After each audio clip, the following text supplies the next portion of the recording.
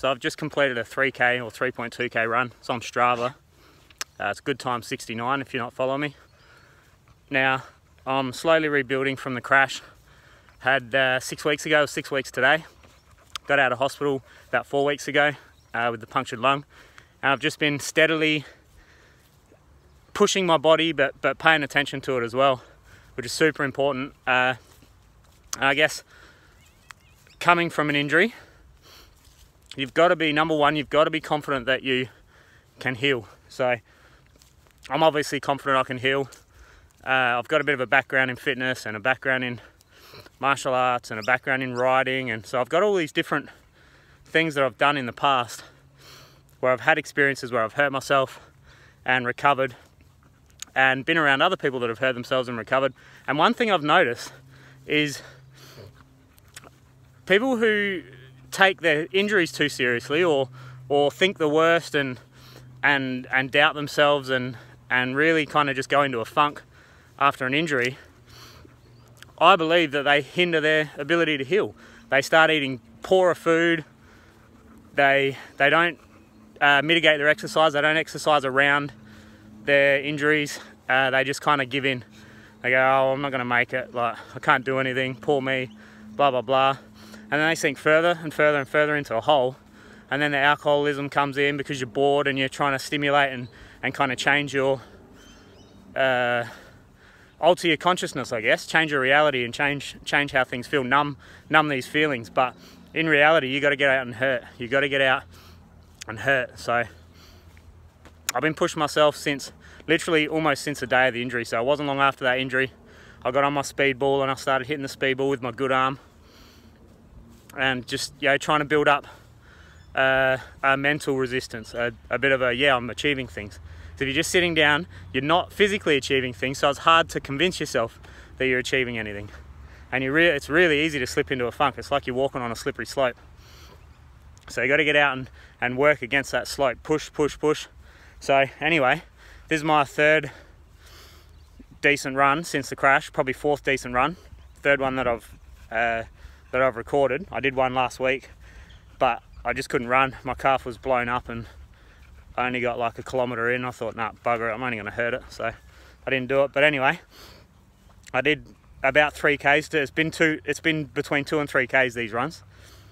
So the first one was a 4:33, 4 minutes 33 per kilometre average speed. The second one was a 4:11 average speed. And this one I've just done now is 3:59 average for 3.2Ks. So we're definitely improving, we're definitely getting there. Heart rate's stuck at 172 beats a minute. It kind of come up a little bit to 175, but I was pretty much sat on 172 the whole run, and it felt good. You know, that's on the limiter for me for sustainable effort. I think I max out at about 180 these days, maybe 185, 190. I haven't seen my max for a long time, but with this progression, I'm gonna progress to start pushing into the max, since we're doing these videos with a little bit of fitness inspired now. I guess a tip, if I'm going to give you any tips on your fitness, if you're going to follow me and start to improve your fitness, and or if you're, whatever, you're doing your own thing. A lot of people have got these really intense fitness programs, which is cool, but you got to make sure, number one, absolute number one, is you're sleeping correctly. If you're not getting your 7 or 8 hours, 7 is an absolute bare minimum. 8 is much better. 8 will help you recover better. But if you're not getting those consistent sleeps and those consistent deep sleeps and restorative sleeps, you're not going to get better, and you're going to maintain whatever fitness you've got, and just incrementally tiny bit improvement all the time. Where if you're sleeping better and you're not training quite as hard, it doesn't make much sense to do less of something to get better at it. You've got to do more to a point where there's diminishing returns. So if you're training so hard that you're coming into the next training session sore all the time, you're training too hard and you're not recovering enough. So I'm not saying drop the intensity, I'm saying drop the volume a little bit. So maybe drop a day a week out of it, so you've got an extra day of proper recovery, or just space them out a tiny bit more. Space them out 12 hours more or 24 hours more. Make sure you're getting full recovery, so when you come into your next session, So the way that fitness works, or the way that building strength and resilience, or it's called the SAID principle, specific adaptation to an imposed demand. So SAID. If you train really, really hard, the first thing that your body goes through after a hard training session is a breakdown. So you're starting here, this is your level. You're starting here, you're training really hard, you're pushing it real hard, and then you dive down into your breakdown, so you're recovering. And then once you've fully recovered, you come past that point that you were at, and you have what's called super compensation. So you're a little bit better than you were last training session. Now, if you train in the peak of your super compensation, then you can put out more output than you put out the last session, which means more breakdown, which means more potential for improvement. So after that session, you've trained in super compensation, and then you go through that same cycle again. You recover, you break down, you spend your time recovering, and you come back up. Now, a lot of people will train here, so they're back at square one. They're back at where they were over here. So they can't put out the volume or output or performance that they could in a super compensation state.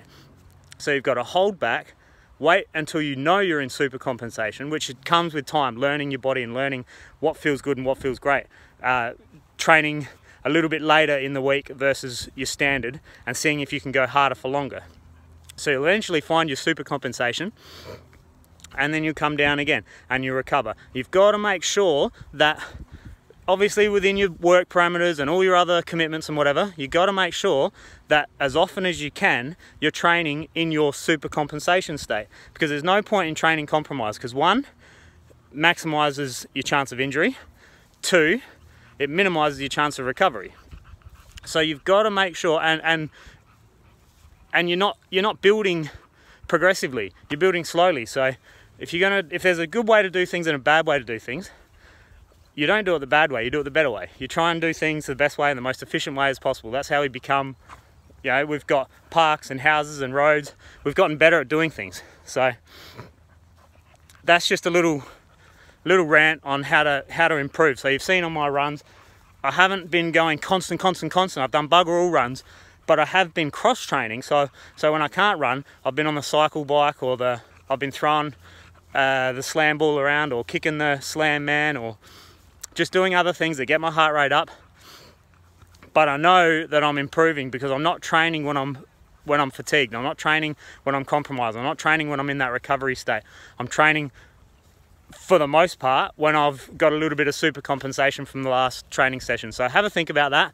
And if you're going to implement some training, work smarter, not harder, or work smarter and harder. If you work smarter, you'll be able to go harder. So get into it, enjoy your weekend. It's Australia Day today, so I'm going to go out and have a party and go for a swim with some friends. Got Sev out here, he's had a good run as well. So yeah, enjoy your weekend. We'll see you on the bike soon.